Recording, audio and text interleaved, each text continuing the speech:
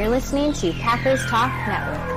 PackersTalk.com. You're listening to No Huddle Radio on the Packers Talk Radio Network, your home for in-depth and thoughtful Packers analysis. I'm your host, Gil Martin. My co-host is my good friend, Sean Tehan. In addition to this show, I write for the PackersPost.com and Cheesehead TV. Sean was a TV sportscaster in Minnesota.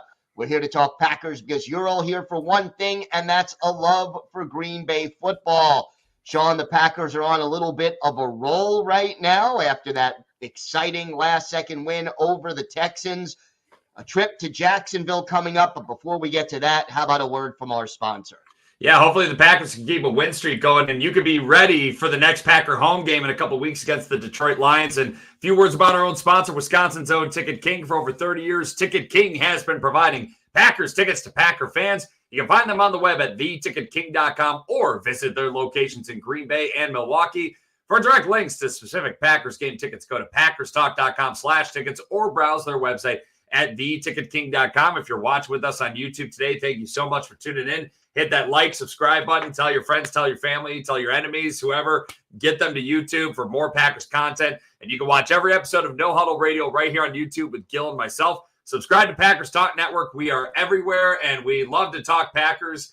And Gil, someone who's probably liking talking about the Packers right now because he's no longer employed over in your area of New York City, is Robert Saleh, who is spotted with the Packers, and he's kind of joining the Packers in a way. In a way, it's quasi-official. I mean, how would you describe this relationship? Yeah, well, it's nice to have friends in high places. Robert Saleh is Matt LaFleur and Robert Saleh, they're best friends. LaFleur was Saleh's best man at his wedding years ago. They've coached with each other for almost 20 years. They're dating back to 20 years when they were at Central Michigan University together. And this is something where Matt LaFleur talked about after practice on Wednesday when Saleh was spotted on the sidelines at Lambeau Field in Green Bay, and just said his role with the Packers is kind of fluid for the most part right now. And it's a matter of just, he's not going to be helping with the defense. It's just more so helping Matt LaFleur and helping the offense try to get an idea of what a defense may do to attack their offense. And really, I think this is only a benefit for the Packers. And Gil, I want to hear your thoughts on it real quick too, but I feel like this is only going to benefit Green Bay right now. It can't hurt. I mean, I respect Robert Saleh for for his defensive mind. I don't necessarily think he was given a fair shake by the New York Jets as far as the way he was pushed out, but we're not going to open that can of worms, Aaron Rodgers. But you got something in your throat, Gil. A little bit. Yeah. It gets there every once in a while. Mm-hmm. But look, I think that someone who has worked closely with Matt LaFleur in the past, who is friends with him, but it can give a fresh set of eyes and a different perspective, certainly doesn't hurt. And I like the way that LaFleur is making sure that Saleh doesn't step on the toes of Jeff Hafley. Oh, yeah, and Jeff Hafley's doing an amazing job, and even Matt LaFleur said he's really doing well. He doesn't want Saleh stepping on his toes whatsoever, and this is just a good idea. It's a good idea because Robert Saleh, maybe not the best head coach for an NFL team, but he's a darn good defensive coach. He's a good defensive coordinator, and the Jets had some good defenses under Robert Saleh. It was the offense that was the main issue, and old Aaron Rodgers probably on that side, but this isn't a Jets podcast. We're talking about the Packers right now. And Robert Saleh he's a good defensive mind. He's one of the more well-respected defensive coaches in the NFL. Even if he did get canned by the Jets, if he was the first midseason firing in Woody Johnson's tenure in New York, it's still a good defensive mind to me. Now, keep in mind, though, also, this isn't unfamiliar for Matt LaFleur's time in Green Bay. Remember Aubrey Pleasant in 2022, he was let go as defensive backs coach in Detroit during that season. And then LaFleur brought Pleasant in to assist him with the offensive staff the rest of that year. So not uncommon, but I do think another underlying potential factor here, and it helps that Matt LaFleur and Saleh are really good buddies.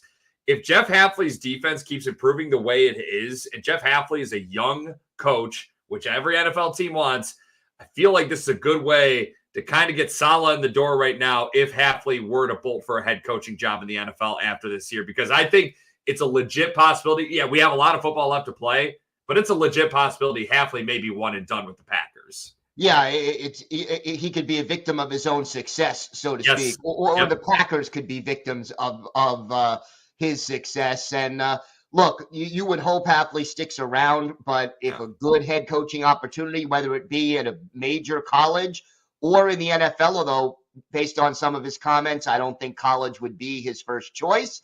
But if an NFL head coaching job opens up, I would not be shocked if he jumped at it. Yeah, I think he's done with college because he was a Power 5 head coach and he was a good head coach, and he literally left. He said he left because he wanted to focus on football. Yeah. He's sick of the BS of college, which he wants to stay in the NFL. This guy wants to be in the NFL for the long term. And if I were a team looking for a head coach, I'd be interviewing Jeff Hafley after this season. I truly would. I think he's a really, really bright guy, young coach with a very innovative. He's obviously the team is getting a lot better. But it's like we were saying before the year, Gil, I was saying this, where it's either going to go one of two ways to the Green Bay Packers. Either the defense is still going to suck and we're going to be called for the firing of another defensive coordinator, or Jeff Hafley is going to be so good that he's going to be out the door because he's going to be a hot head coaching candidate come this offseason. But hopefully that's not the case. Hopefully Hafley's around a little longer than this year. And then with Saleh obviously helping the offensive staff and the offense in general, get a better look at how defenses may want to attack. Let's talk about Jordan Love for a little bit, because he's been pretty aggressive this year on offense. He's second in the NFL in touchdown passes at 15, and albeit missing 2 starts early in the season, but he's also leading the NFL with 8 interceptions thrown. Been a very aggressive quarterback, Gil. You like it? You don't like it? What are your thoughts on Jordan Love so far, 5 starts into the year? I like it, but I want, wisdom is knowing when to push it and when to hold back. Yeah. And he still only is in his second year as starter. I want him to stay aggressive, but I want him to get a little more wisdom and experience and know, okay, I might be able to make this throw, but this is not the time to try it. And maybe look, you got a guy like Tucker Kraft as a check down, gaining 9 yards after the catch. That's never a bad play unless it's 3rd and 15. I mean, that's so I want him to stay aggressive, but I don't want him to be foolish. So I'm asking him to walk a line, but I think he's more than capable of doing it. Josh Jacobs is another guy who's hard to bring down with just one defender. You got multiple check down options there, in my opinion, Gil. Tucker Kraft obviously being the most notable because that guy seems to shed the first defender constantly. But with Jordan Love, the thing is with he threw a couple interceptions against Houston last Sunday. Packers, luckily, fortunately, escaped with a win, even though they were -3 in the turnover ratio. You don't win many games in the NFL, especially against really good teams like the Houston Texans, going -3. But Love's 2 interceptions, the problem I had with those were, I think it was just a matter of misreading the coverage, where the first one, defender sagged a little bit more than I think Love anticipated, and he didn't have that opening like he thought he did. And then that second interception right before the end of the first half, it was a safety over the top who Love just didn't see or thought would be bolting the other way, depending on the play design. And that's, to me, is the problem, where Jordan Love's just got to read coverages better. I like that he's aggressive. I really do. That throw to Tucker Kraft in the end zone early in that game, that's an aggressive throw. That it was just a throw that he said, hey, I'm going to trust my arm and I'm going to let it rip. And that happened. And you take the good with the bad. Also, another thing, too, where Aaron Rodgers kind of got criticized for not taking enough chances. Right. Got criticized for taking too many chances. So I feel like Jordan Love's kind of that happy medium right now, but he's just got to read the coverages a little better, in my opinion. Yeah, and that's really all I'm asking. I don't want him to completely, abandon the aggressiveness. I just want him to be smarter about it, and hopefully that is what we'll see from him as he gains experience, as he gets more comfortable in the offense. And, I still think he is already an elite quarterback, and he can really be a superstar under the right circumstances. Hey, Jordan Love cleans up the interceptions, and he keeps throwing the way he's throwing with the touchdowns and the yards and everything. Guy's going to be in the conversation for the MVP. I'm telling you, he's going to be in the conversation for the MVP. He's clearly gotten better every single week ever since returning from that MCL sprain from earlier this season. That's a beautiful thing to see. Now, speaking of injuries, though, for the Packers, some injury news and notes real quick. Quay Walker, he left Sunday's game with that concussion. Really scary situation where he kind of had that fencing pose, which we've seen most notably with Tua Tagovailoa with the Miami Dolphins recently. Luckily, Quay Walker was able to walk off under his own power. He did practice on Thursday, so he's making progress through the concussion protocol, but still got a ways to go. We don't know if he's going to play on Sunday. Elton Jenkins dealing with a glute injury. He didn't practice Wednesday, returned to practice on Thursday. Josh Myers dealing with a wrist, didn't practice Wednesday, returned Thursday. And then Devontae Wyatt, who's missed the last 3 games with an ankle issue, he told reporters that he expects to play on Sunday, and he's been practicing this week. Hopefully ramping up for a return, Gil. Yeah, that would be big. I mean, Wyatt adds a lot of juice to that pass rush from the interior of the line, and I am liking what I've seen from him so far this year. Having him missing the last 3 games takes away a big weapon. Jeff Hafley has been mixing up who's coming and who's dropping back as far as when he's trying to blitz and get after the quarterback. You add Devontae Wyatt to the mix, you've got another weapon that you could do that with. And Devontae Wyatt, before that injury, he's been the Packers' best defensive lineman this year. He really has. A guy who has taken a huge jump in his 3rd year. A guy who really took a jump from year 1 to year 2, in my opinion, as well. He's taken another jump. You get him back in the mix, and, oh, man, that defense is going to be humming pretty soon. Also, worth noting, quarterback Corey Ballantyne has not practiced at all this week. He's dealing with an ankle issue. Other than that, pretty clean injury report. I mean, knock on wood, Gil, but pretty clean injury report right now for the Packers going into week 8 of the season.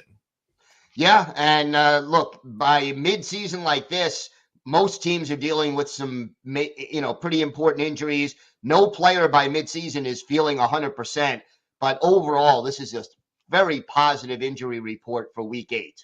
And let's get into week 8 real quick. Jacksonville and the Packers, they're going to be playing down in Duval County, down in Florida. Florida has been absolute kryptonite for the Packers for so long. Doesn't matter who's playing at quarterback for the Packers. It always seems to be an issue playing down in the Sunshine State. Let's talk about this matchup, though. And if anyone who's following along, chime in with some predictions in the comment section. We'll read those off later. We have some predictions of our own. Gil and I think on the same wavelength. We want to see what others think as well and how others think this game is going to go. But let's start with the Green Bay offense and the Jacksonville defense. Green Bay's offense, 6th ranked total offense in the league this year. Jacksonville's defense near the bottom, tied for 27th overall in total defense this season. Green Bay's offense, they are top 10 in points, passing yards, rushing yards per game. Jacksonville's defense, well, the rushing defense has been pretty good, 102.6 rush yards allowed per game. That's 6th in the NFL. But defensively, they're allowing a lot of points, more than 27.5 points per game this year. That's 30th in the league. And passing yardage on defense has been terrible for Jacksonville. 273.9 passing yards per game allowed. That's 31st in the NFL.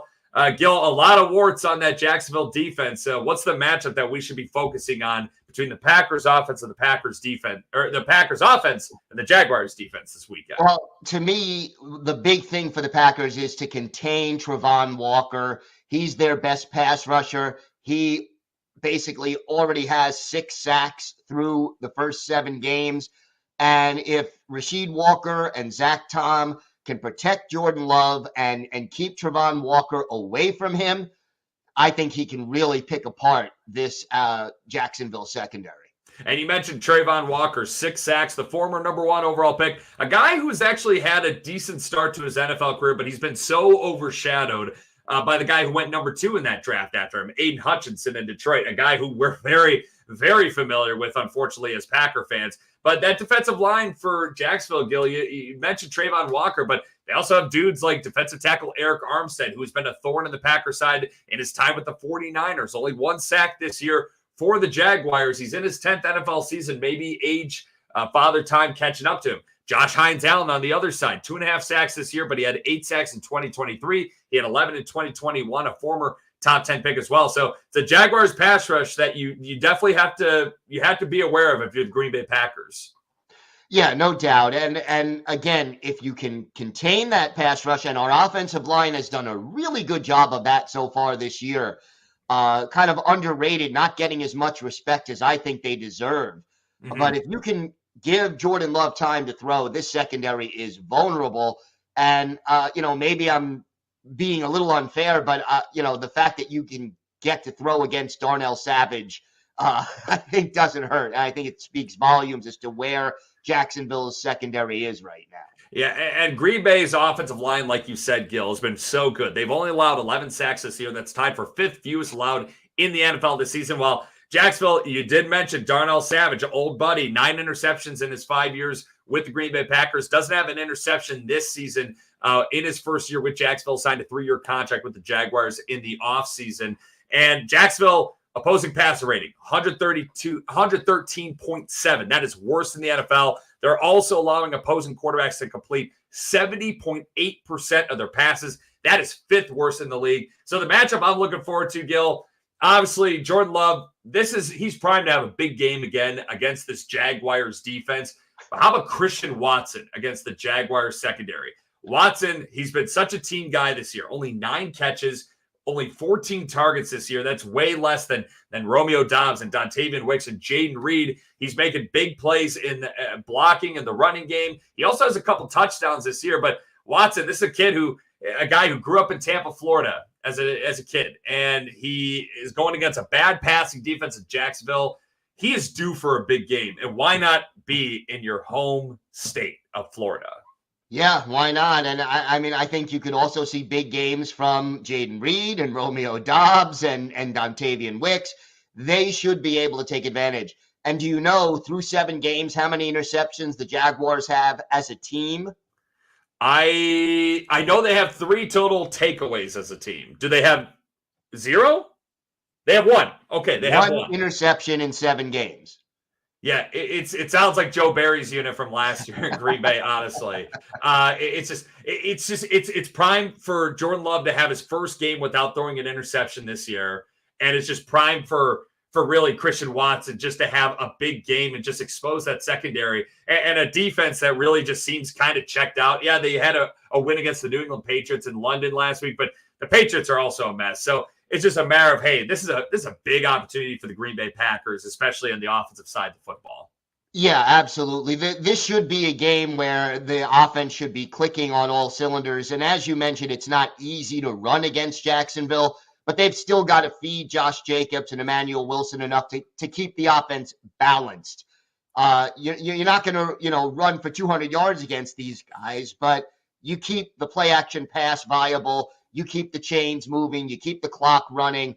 You do that by running the football enough and keeping the defense honest. And if they do that and protect Jordan Love, the sky is the limit for this offense. For how good the Packers rushing offense has been this year, don't be afraid to abandon it. Be who you are and pound the damn rock. I'm with you, Gil. Now let's switch it up. Jacksonville's offense, Green Bay's defense. Both these units kind of middle in the pack when we're looking at the rankings right now. Jacksonville, 17th in total offense. Green Bay is now 15th in total defense. They keep slowly climbing up the defensive ranks as Jeff Hafley gets more comfortable. Jacksonville's offense this year averaging just about 20.5 points per game. That's tied for 21st in the NFL. The passing offense, 201.6 passing yards per game, 19th in the NFL. The rushing attack led by Tank Bigsby and Travis Etienne Jr., averaging 124.3 rushing yards per game. That's 12th in the league. Green Bay's defense, they're allowing just under 20.5 points per game. That's 10th in the NFL. The passing yards, very good number here, 203.9 passing yards per game. 15th in the NFL. They were 25th a week ago. They really held a great quarterback in CJ Stroud in check in that win Sunday against the Houston Texans. And rushing defense, 114.6 rushing yards allowed per game. That's 13th in the NFL.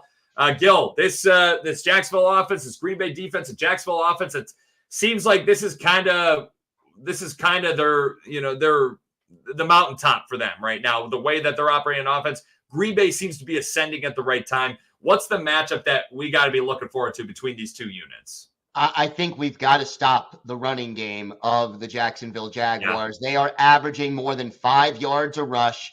And how many 100-yard rushers have the Packers allowed already this year? Tank Bigsby averaging 6.2 yards per run. Travis Etienne Jr., who missed last week's game with a hamstring injury, He's dangerous as well. They keep them both fresh by mixing it up between the two of them. If the Packers cannot stop the run, if they, run for 150 or more yards, that's going to keep Jacksonville in this game. And Tank Bigsby, man, this guy has been a tank for sure. He lives up to the name. He's averaging 6.2 yards per carry. That's tied for second in the NFL in yards per carry average for ball carries with at least 60 carries this season. Lamar Jackson's in first. Derrick Henry's in first. Lamar Jackson is tied with Bigsby for second place. He also has 415 yards and 4 touchdowns on the ground this year. Etienne Jr. is more of that dual threat running back, more of a receiver out of the backfield, a good runner as well. But it's obviously this is where it starts, though, for the Green Bay defense. You have to limit this attack. And Trevor Lawrence is still a decent quarterback under center for the Jacksonville Jaguars, former number 1 overall pick for a reason. He's had his ups and downs for sure, but you got to stop the run first and just really make the Jaguars one-dimensional. That is the key for me as well. Yeah, you got to make them one-dimensional, and you can't – look, if they can run the ball, they can stick around because it takes time off the clock, keeps Jordan Love and company off the field, keeps the game closer. That is the fundamental thing that this defense is going to need to do, and they've been inconsistent at it throughout the season. And it's interesting, Jacksonville, their ball carrier is averaging 5.1 yards per carry this year. That's 4th best in the NFL, while the Packers – they're allowing their opponents to rush for 4.3 yards per carry. That's 9th best in the NFL. So this is going to be a pretty good battle, I would think, on Sunday between the rushing offense of Jacksonville and the rushing defense of the Green Bay Packers. But the matchup I'm looking forward to watching, we always got to get Jair Alexander in here somehow. And him against Brian Thomas Jr., the rookie wide receiver, 1st-round pick for the Jaguars. He's really been outstanding this year for Jacksonville. Just the second receiver picked in the 1st round out of LSU after Malik Neighbors in this past draft this year. Thomas Jr., he leads the team with 30 catches, also has 513 receiving yards. That's 6th in the NFL, 4 touchdowns, tied for 8th in the league, and also averaging 17.1 yards per catch. That's 10th overall in the NFL. This dude is explosive. I expect Xavier McKinney also to be helping over the top quite a bit to try to limit the big plays for Brian Thomas Jr. But, hey, Jair Alexander, he could give Brian Thomas Jr. a welcome to the NFL kind of game on Sunday coming up. Yeah, and it's going to be important to limit his big plays. Look, Jair did a great job last week against Stephon Diggs. Yes, he did. That's a grudge match. Those guys knew each other. They were going at each other before the game even started last week, almost came to blows with the trash talk and all of that. Jair can't let down because Brian Thomas Jr. and Trevor Lawrence are dangerous players. They can make the big play. They can convert key first downs. But Jair seems to be healthy and finding his game. He needs to contain Brian Thomas Jr. and not let him make any big plays. This Packers secondary is on a really good stretch right now. Even though Xavier McKinney has 2 straight games without an interception. What? Are we overpaying for Xavier McKinney? I'm like, he's supposed to get an interception every game. But teams aren't throwing at him. And Evan Williams has been great. Javon Bullard's been really sneaky good. Jair's been good. Keyshawn Nixon, even though he's gotten a lot of criticism, he's actually been pretty good on the outside as well. Green Bay's defense right now, opposing passer rating, 81.7. That's 9th best in the league. They're only allowing opposing quarterbacks to complete 63.2% of their passes. That's also 11th best in the NFL. And then the pass rush, Gil, we talked about it. Green Bay's pass rush, 20 sacks this year. They had 4 on Sunday. That's tied for 7th most in the NFL overall this season. And also 9 interceptions on defense. That's tied for 3rd overall in the NFL. Just going to go through some quick numbers real quick before we get to some trivia and some predictions to wrap up our show. Turnover ratio this year, the Packers, they were -3 on Sunday, somehow still got a win against a very good Houston Texans team, +6 overall in the 2024 campaign. That's tied for 3rd best in football. The Jaguars, -4, 6th worst in the NFL. They don't give the ball away a whole lot, but they don't take it away a whole lot either. Only 3 takeaways this season. That's near the league low so far in 2024. Penalties, Green Bay's offense, 54 penalties this year. That's 5th most of the league. They haven't had a game with less than 6 penalties in any game this year on offense. It's really, really bad. Defensively, 42 penalties. That's tied for 12th fewest. So a little positive there. Jacksonville's offense, 42 penalties this year. That's tied for 13th fewest. Jacksonville's defense, 54 penalties this year. Worst most penalized team on the defensive side of the football this season are the Jacksonville Jaguars. And then third down conversions, the money down. This is where you get paid the big bucks. Green Bay's offense converting on 40.5% of their third down conversions, 13th in the league. They're allowing opponents to convert 35.4% of the time. That's 15th in the NFL. Jacksonville's offense and defense, well, third downs, they have not been very good on either side of the ball. 34.2% on offense, 9th worst in the NFL. And the defense, 45.1%, tied for 7th worst in the NFL. Gil, it's a lot of numbers where Houston had a lot of penalties last week, a lot of pre-snap penalties. And you got to think there's going to be a lot of Packer fans in the stands down in Duval County in Jacksonville where penalties could be a big issue. The pre-snap penalties, the false starts, the delay games, whatever it may be, could be an issue for the Jaguars, who are the home team, may have to use a silent count on Sunday. Yeah, maybe. And look, Packer fans travel well. Let's hope that carries over. I don't even want to remind myself of what happened last time they were in Jacksonville, so let's not even go there. Yeah, we're not going to talk about it all because it wasn't even against the Jaguars, so we're not going to mention it. But real quick, Jaguars injury report. Limited participants so far this week in practice include offensive tackle Cam Robinson, defensive tackle Eric Armstead, wide receiver Gabe Davis, formerly of the Buffalo Bills, now with the Jacksonville Jaguars, tight end Evan Ingram, and running back Travis Etienne Jr. And then a couple of guys notable that's designated to return to the Jaguars defense. A couple important players, linebacker Foye Oluokun and safety Andrew Wingard. A couple really important players who they could be getting back on Sunday. A bit of an adjustment that could be for the Packers come Sunday if those two do return.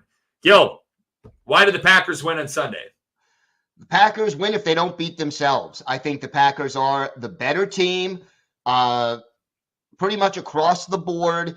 If they don't let up, if they don't take this game lightly, they will win this game as long as they don't self-destruct.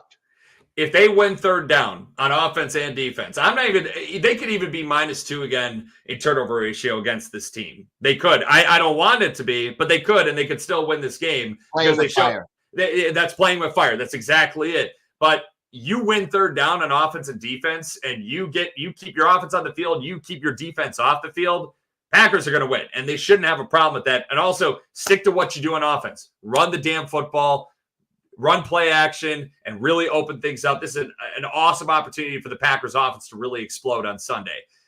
Gil, why did the Packers lose? If they can't stop the run and they lose the turnover ratio badly like they did a week ago, if they're a -3 and they can't stop the run, they may be in trouble. If the Packers play like traditionally they play in Florida, they're not going to win because it's just I can count. There are so many games where I've watched since I was a kid where the Packers seem to be heavy favorites, whether they're in Miami or Tampa or Jacksonville, and it's just ugly, or it's a lot uglier than you think it is. And if the Packers play to that tradition, it's going to be a bad Sunday coming up for the Green Bay Packers in Duval County. Gil, what's your prediction for Sunday? I think the Packers will play well enough to win this game. I don't think it will be very close. I think the Packers put up a nice amount of points, and they beat the Jaguars 33-20. Now, to me, we're either going to get a Jacksonville team that is refocused after getting a much-needed win against the New England Patriots last week, even though the Patriots aren't a good team, but a team that had been floundering for quite some time with the Jacksonville Jaguars, or are you going to get a team that's refocused and back on a winning track? Or are you going to get a team that essentially has quit on their head coach, and this is essentially Doug Peterson's last game coming up because he could very well be the next head coach fired in the NFL? And I'm leaning towards the latter. I think the Packers win. I think they win 37-20. I think Jacksonville Jaguar fans, whoever are in attendance for this game on Sunday, think they're going to be – I think Doug Peterson's going to get his walking papers after the game, and the Packers are going to be the reason why. Well, I want the Packers win. I don't have any ill will toward Doug Peterson, but I don't either. Yeah, but I would certainly take either one of these predictions coming true. It just seems like, to me, watching as much football as I watch, it just seems like a team that just is not bought in anymore. Yeah. You're talking about a Jaguars team that started last year 8-3. Their social media was advertising playoff tickets. For last year, they missed the playoffs. There are 3-7 or 3-10 since they started 8-3 last year. It's just been miserable. They've just spiraled out of control. And it just seems like a lot of bad has been going on with the Jacksonville Jaguars, and the Green Bay Packers could cement Doug Peterson's status in Jacksonville, even though I got nothing against the guy. Hey, I appreciate him as a backup behind Brett Favre for so many years. Got nothing against the guy, but I think it's just time, and this is the time for the Packers to really put a stamp in the Jacksonville Jaguars season. Absolutely. And Gil, before we get some trivia and before we wrap up, what articles do you have coming up at Cheesehead TV, the Packers Post? I know Islanders season has just started in the NHL, so you're doing double duty, but obviously you're doing a lot of Packer stuff. What's going on the Packer side of things? Always doing a lot of Packer stuff. Over at the Packers Post, I did a little piece on Eric Wilson and the surprisingly good contributions that he's made on defense this year. And over at Cheesehead TV, I took a look at some of the struggles on special teams. Here we are, the third year of the regime here for special teams, and just not getting any better. Really want to see special teams turn the corner, and they really struggled against Houston. I got to make sure my computer's secured if I open up that special teams article, because I feel like I'm going to throw it across my living room. Just because it's the special teams has just been so poor. Even though Brandon McManus, hey, that was a bright spot for the special teams unit. Big win, big kick in his first game ever in a Green Bay Packer uniform. But hey, Eric Wilson, that dude's got a knack for making a big play. Just get him on the field all the time. He just seems to know what he can do, and just buys into his role, and he plays hard. I like Eric Wilson a lot. Really looking forward to that, Gil. You ready for some trivia? Let's do it. All right. Well, 103 years ago, as of this past Wednesday, the Packers won their inaugural game. The final score was 7-6, 13 total points. Gil, who did the Packers beat in their inaugural game in 1921, and who scored the lone touchdown for the Packers? Okay, I know who they played. Okay, so that one is easy. It was the Minneapolis Marines. You nailed it. So that I know. The touchdown, you're asking me a really tough question. It's an obvious. I will say it's a well-known name. If you're going well-known names, I'll go Curly Lambeau. Absolutely. It is Curly Lambeau. That's the man whose name dons Lambeau Field today. It was a barn burner, Gil, that game between the Marines and the Packers, though. The Packers trailed 6-0 for nearly the entire game until Lambeau, who was also the Packers head coach at the time, scored the game-winning touchdown in the fourth quarter at the Packers' old home ball field at Hagemeister Park in front of an estimated 6,000 fans. Whew. Has the NFL changed since then? And for the Minneapolis Marines? Vikings is an upgrade. I will say for a name. Hey, the Vikings and the Marines have won the same number of NFL titles, though. Wah, wah, wah. Gil, you're full of it today, man. I love it. So, anyways, Packers, Jaguars. They are hopefully the Packers, they can keep on winning and get their fourth straight win against a Jaguars team that is their season's on life support right now. You can't look ahead to Week 9's game against Detroit. Trap game written all over this, but hopefully the Packers can advance to 6-2 on the season. Kickoff from Duval County, scheduled for noon Central, 1 Eastern, 11 a.m. Mountain, 10 a.m. Pacific. Gil, must win for the Packers because the schedule bulks up after this one, where we got 5 division games coming up after this one. We got to take care of business on Sunday. Yeah, got to accumulate the wins that are there for the taking, and this is definitely one of them. Yeah. Let's get a win. Let's get to 6-2 and get ready for Detroit in a couple weeks. Absolutely. Looking forward to that. Well, that's it for today. We'll be right back here next week. Follow us on Twitter at on all things Packers, or to ask us questions. You can also email us at gbpackerssean@gmail.com.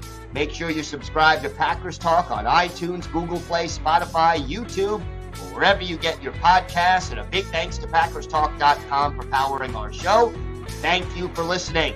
Until next time, go Pack Go. Go Pack Go.